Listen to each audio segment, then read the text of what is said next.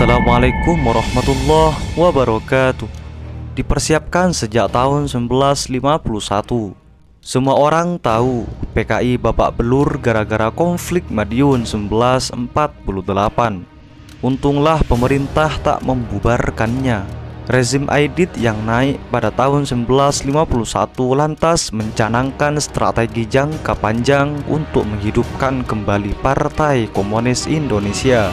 Hal pertama yang dilakukan adalah memperbaiki citra partai yang remuk itu. Seturut Yozar Anwar, mantan aktivis mahasiswa tahun 1966, PKI memulai proyek pencitraan partainya dengan menyusun interpretasi baru terhadap peristiwa Madiun. Bagi Aidit dan kawan-kawan, yang terjadi di Madiun 1948 adalah usaha PKI mempertahankan diri dari serangan pemerintah.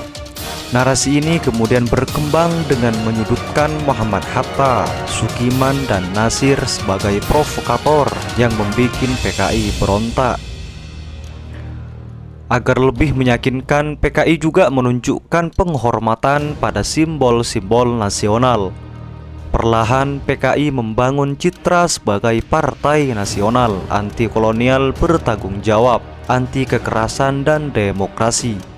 Selain menampilkan diri sebagai patriot nasionalis, maka PKI pun menjelaskan bahwa dia tidak bersikap memusuhi agama.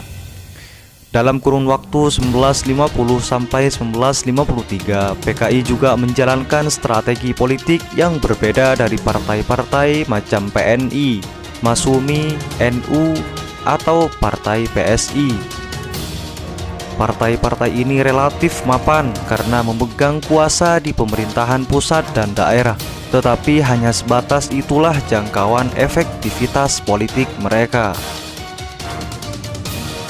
Karena terlalu sibuk bersaing di level atas, akhirnya partai-partai ini kehabisan daya di akar rumput. Celah inilah yang dimanfaatkan PKI.